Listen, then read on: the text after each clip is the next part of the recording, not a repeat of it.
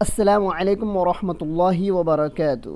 محترم سامعین، جیسا کہ آپ ذرا جانتے ہیں کہ غیر مقلدوں کی ایک فطرت غلیظہ ہے، ایک گندی عادت ہے کہ وہ دین اسلام کے علماء و فقہا کو بدنام کرنے کے لیے ان کی کتابوں کی عبارات کو توڑ مروڑ کر پیش کرتے ہیں۔ وجہ بھولی بھالی عوام کو علماء سے بزدل اور متنفر کرنا تاکہ امت محمدیہ کی اجتماعیت ختم ہو جائے۔ یہ پروپیگنڈا دشمنان اسلام غیر مقلدوں کے ہاتھوں انجام دیتے ہیں۔ پہلے انگریزوں نے غیر مقلدوں کو علماء حقہ سے الگ کیا، پھر اس ٹولے کو رجسٹر کر کے ان کا نام اہل حدیث رکھ دیا تاکہ لوگوں کو خوبصورت دھوکہ دیا جا سکے کہ ہم احادیث والے ہیں، کہ یہ فرقہ اہل حدیث ہے، حدیثوں پر عمل کرنے والا ہے۔ حالانکہ ان کے پاس صرف 10-15 حدیثیں ہوتی ہیں جن پر عمل صرف اور صرف دشمنان اسلام یعنی انگریزوں کو خوش کرنے کے لیے کیا جاتا ہے۔ بائی دا وے، ہم پوائنٹ پر آتے ہیں دوستو۔ جیسا کہ دنیا جانتی ہے، آپ جانتے ہیں، ہم جانتے ہیں، سب جانتے ہیں کہ علماء دیوبند ختم نبوت کے سرخیل و جاباز سپاہی ہیں۔ بر صغیر میں تحفظ ختم نبوت پر جو عظیم کارنامہ علماء دیوبند نے پیش کیا ہے، اس کی نظیر اس صدی میں تو کیا آئندہ صدیوں میں بھی ملنا مشکل ہی نہیں بلکہ ناممکن ہے۔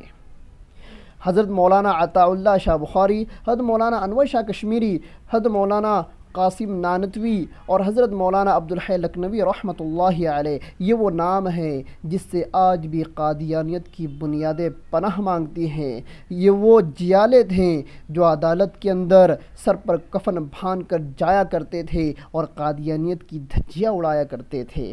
بہرحال غیر مقلدوں نے ان علماء دیوبند کو بدنام کرنے کے لیے مولانا اشرف علی صاحب تھانوی کی ایک کتاب ملفوظات حکیم الامت کی آدھی ادھوری عبارت کو پیش کر کے یہ دھوکہ اور ایک مغالطہ دینی کی ناپاک سازش و کوشش کی ہے کہ علماء دیوبند قادیانیوں سے محبت کرتے تھے، نعوذ باللہ من ذالک۔ دوستو آئیے، غیر مقلد اس اسکین پیج کی ادھوری عبارت کو پیش کر کے خود بھی گمراہ ہوا اور اپنے بیوی بال بچوں کو بھی گمراہ کر ڈالا۔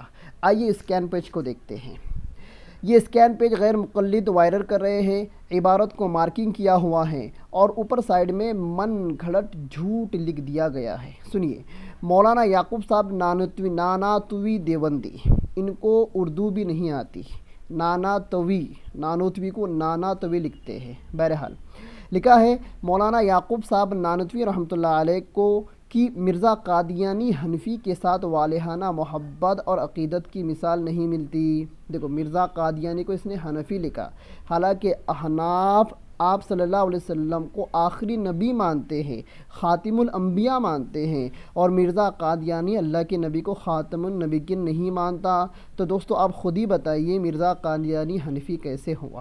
بہرحال یہ ایک جھوٹ ہے جو غیر مقلد چلاتے ہیں، خود بھی گمراہ ہوتے ہیں، اپنی بیوی بال بچوں کو بھی گمراہ کرتے ہیں۔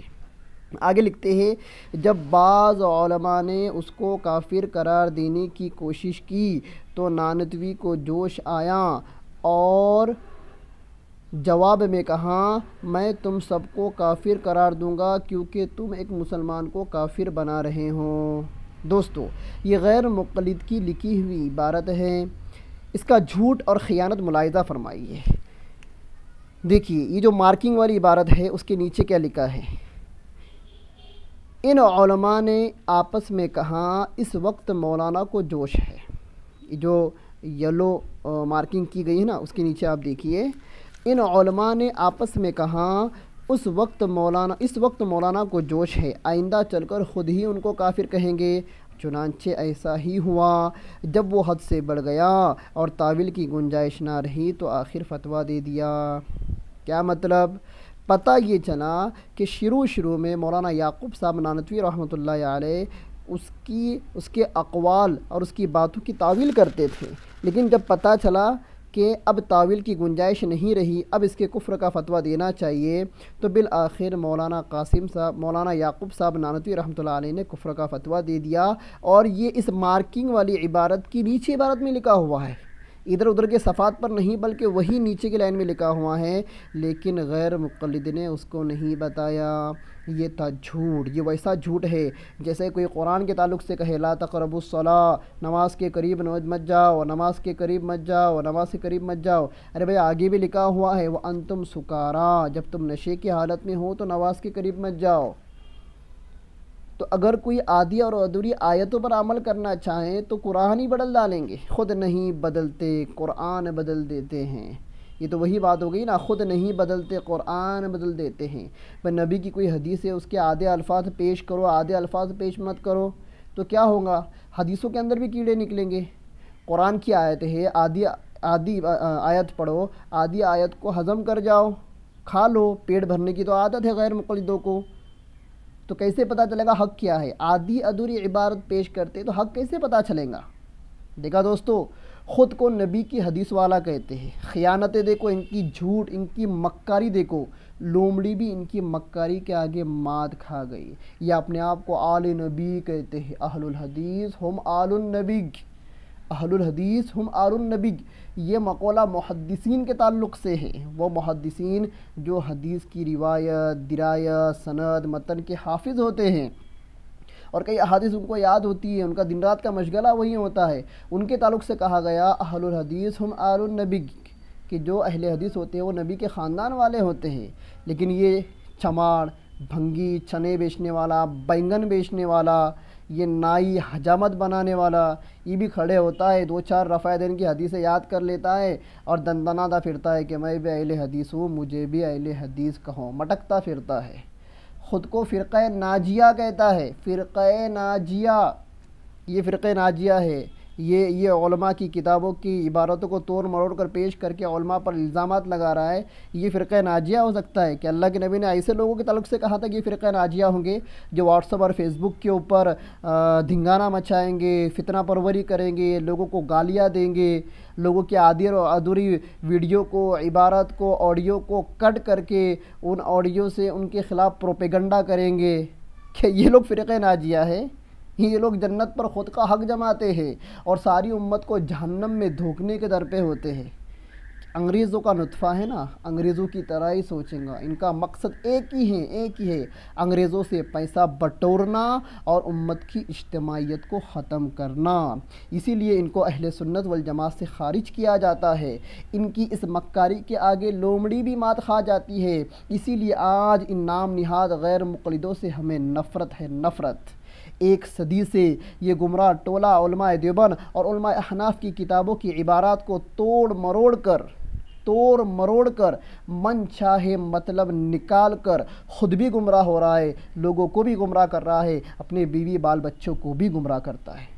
چنانچہ ہدایہ، فتاوی عالمگیری، در مختار، شامی، اصول الشاشی، قدوری، یہ فقہ اسلامی کی وہ کتابیں ہیں جن پر پوری امت کو اطمینان ہے۔ ان کتابوں کی شبیہ خراب کرنے میں یہ ٹولہ آج بھی کوئی کسر نہیں چھوڑ رہا ہے۔ بہرحال تو پتہ چلا علماء دیوبند فاتح قادیانیت ہے۔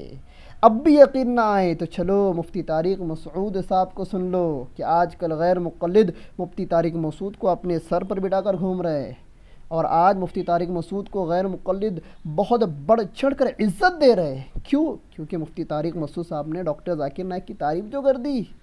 ڈاکٹر ذاکر نائک کی تعریف نہیں کی ہے، ڈاکٹر ذاکر نائک جو غیروں میں جو کام کرتا ہے اس کی تعریف کی ہے، اور ڈاکٹر ذاکر نائک کو نصیحتیں کی ہے کہ بھائی تو فتوے اور فتاوی مت پڑھ، مسئلے مسائل کے اندر تو مت پڑھ، تو دعوت کا کام کر رہا ہے تو کہ ہر مسلمان کو دعوت کا کام کرنا ہے، تجھے اللہ نے قبول کیا تو کر، پر تو مسئلے مسائل مت پڑھنا، تو علماء کے خلاف مت جانا۔ تو مفتی طارق مسعود صاحب نے غیر مقلد ذاکر نائک سے کیا ملاقات کر دی، اس سے کیا دو تعریف کر دی، تب سے غیر مقلد بہت مفتی طارق مسعود کو پیش کر رہے۔ تو آئیے مفتی طارق مسعود کی زبانی سن لیجئے کہ علماء دیوبند ہی اصل میں فاتح قادیانیت ہے۔ آئیے سنیے۔ یہ تو مرزا غلام احمد قادیانی کی نبوت کے جھوٹا ہونا تو اتنا واضح ہو گیا ہے کہ اب تو علماء اس پہ بات ہی نہیں کرتے کہ وہ نبی تھا یا نہیں، اب تو کہتے ہیں وہ شریف انسان تھا یا نہیں تھا۔ بات اس پہ ہوتی ہے قادیانیوں سے کہ وہ شریف انسان تھا یا نہیں تھا۔ یہ سارے ہمارے اکابر کی محنتیں ہیں قادیانیوں کے خلاف، رافضیوں کے خلاف. اور آج نئے نئے فرقے پیدا ہو کر ہمارے اکابر کو برا بھلا کہتے ہیں، بولتے ہیں یہ لوگ صحیح نہیں ہیں. ہندوستان میں دین کی بقا کے ذریعہ بننے والے کون تھے؟ یہ ہمارے اسلاف تھے. قادیانیوں کے خلاف کھڑے ہوئے، رافضیوں کے خلاف کھڑے ہوئے، گوروں کے، انگریزوں کے خلاف کھڑے ہوئے. ان میں سے کوئی بھی نہیں تھا جو نئے نئے فرقے پیدا ہو رہے ہیں نا، یہ تھے ہی نہیں، پیدا ہی نہیں ہوئے تھے. اور جو پیدا ہوئے تھے وہ کچھ بھی نہیں کر رہے تھے، وہ سوائے لوگوں کو فروئی مسائل میں لڑوانے کے کچھ بھی نہیں کر رہے. زور سے آمین، آہستہ آمین، ٹانگیں چوڑی ٹانگیں پتلی، یہ ان چکروں میں لگے ہوئے تھے. بس بڑے بڑے سارے کارنامے ہمارے بزرگوں نے کیے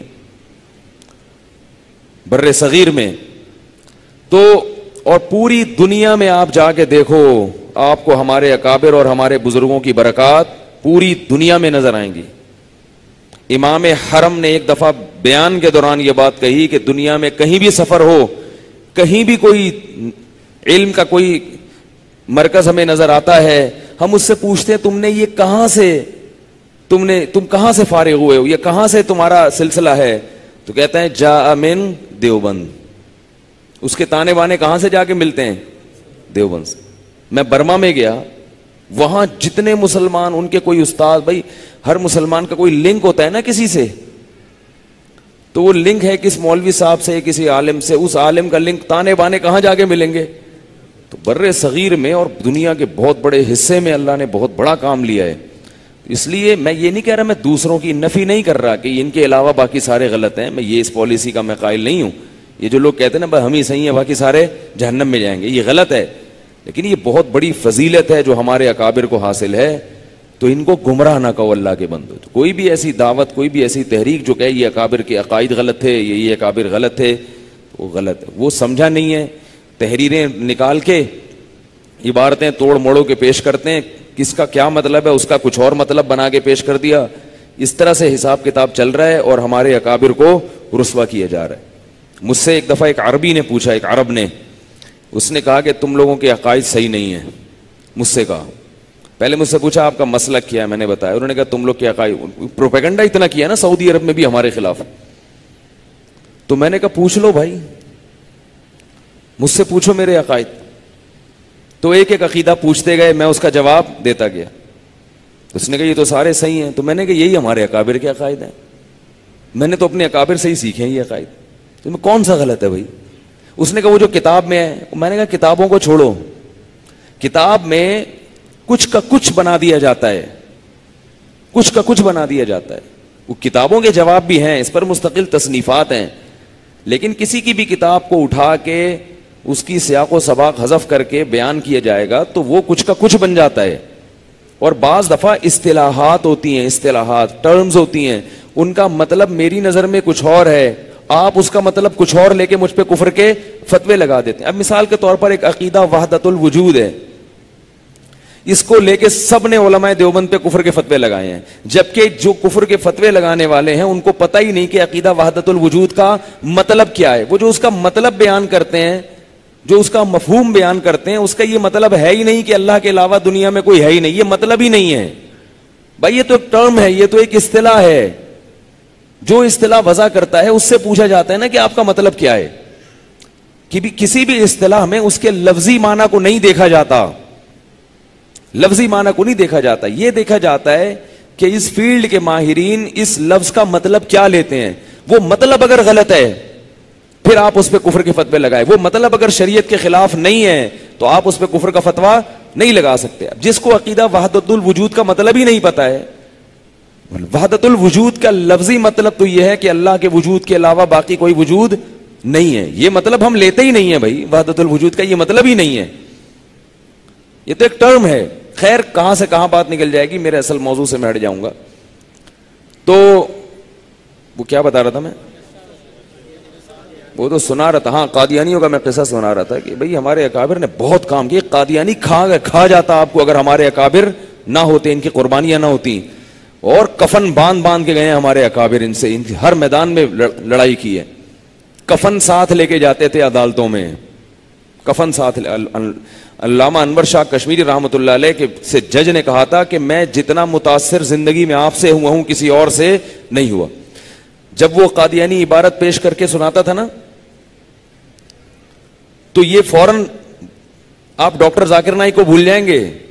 یہ کہتے تھے یہ عبارت اس طرح نہیں ہے بلکہ اس طرح ہے, کتاب فلاں ہے, صفحہ نمبر فلاں ہے, کتاب لے کر آؤ. ابھی اسی وقت کتاب منگوائی جاتی, وہ صفحہ بھی وہی ہوتا, وہ عبارت بھی وہی ہوتی. جج نے کہا میں زندگی میں کسی سے متاثر نہیں ہوا اتنا. تو ایسے ان کے خلاف تیاری کر کے ہر میدان میں فائٹ کی. اب تو لوگ حلوہ کھا رہے ہیں, ابھی کیا کر رہے ہیں, حلوہ کھا رہے ہیں بیٹھ کے, اور ہمارے اکابر پہ کیچڑ اچھال. ساری انہی کی تحقیقات ہیں. تو خیر